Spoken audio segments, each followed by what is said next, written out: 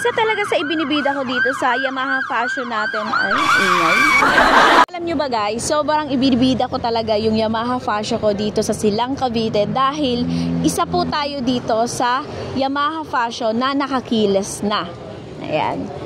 Ito po yung ating kiles. Ayan po mga bossing. Kaya hindi ko na kailangan magdala pa ng susi. Remote lang, sapat na. Yan. Sobrang bilis ko na agad makapagpaandar ng motor. Alam naman natin na yung mga Yamaha Fashion is walang passing light. Pero ito, pinalagyan ko na siya dito sa may tabi.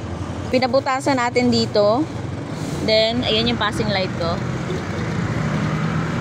Nag-i-install na rin tayo dito ng MDL and Pia horn. Sa Pia horn natin, naka-Pia horn na rin tayo, syempre. Diba? Sobrang ganda ng tunog. Then, available yung ating mga Zenlo dito. May Pamila tayo dito. Then, meron din tayong AES brand. So, ayan mga bossing, yung mga nabago dito sa Yamaha Fashion natin. Sa mga gusto ng mga ganitong setup, kagaya sa Fashion ko, pwede nyong pasyalan to dito sa store, sa Galaera Moto Gears. Bigawan Silang Cavite tayo mga bossing para makita nyo siya in person kung gaano kaganda yung setup. Kahit black and white yan. O pwede rin naman kayong mag-setup dyan ng ibang kulay. Pero more on black and white talaga ako eh. So available dito yung ating windshield. Kararating lang nito mga bossing. Pero sobrang bilis din ito maubos. So paunahan na lang. Then hindi mawawala yung ating Yamaha side mirror. Genuine yan mga bossing. So ingat na lang kayo sa online. May nabibili din na fake nito. Then dito sa ating front bracket, available din yan dito. Then dito sa ating Titan bracket, sa Titan bracket natin ay sobrang hirap lang stock nito, pero meron tayong paparating, so paunahan na lang sa mga stock na paparating nito ha. Kumbaga first come first serve. Then dito sa side bracket natin, sobrang ganda rin ito dahil nalalagyan ko siya ng Motowolf side bag. Yung Motowolf side bag ko ay for only 1,000 pesos.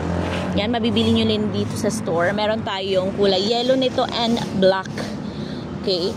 May seat cover din tayo dito pero hindi ako naglagay kasi pinagsasawaan ko muna to.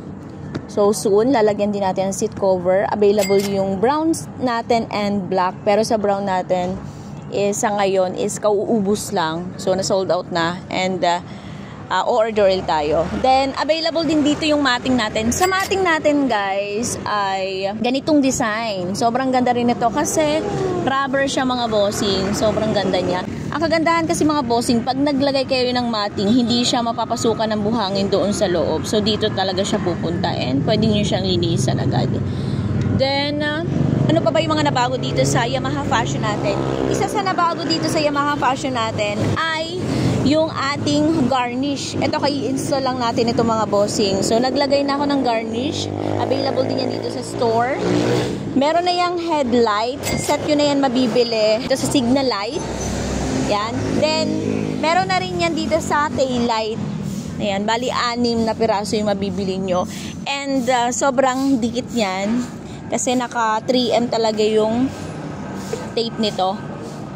Okay, yung adhesive tape nito. Kaya sobrang tibay yung pagkakakabit niya. Sa ngayon mga bossing, yun lang po muna ang improvement dito sa Yamaha Fashion natin. Sobrang dami nang nabago sa kanya. Kung ikaw naka Yamaha Fashion din, pwede ka pumunta dito sa Galaera Moto Gears.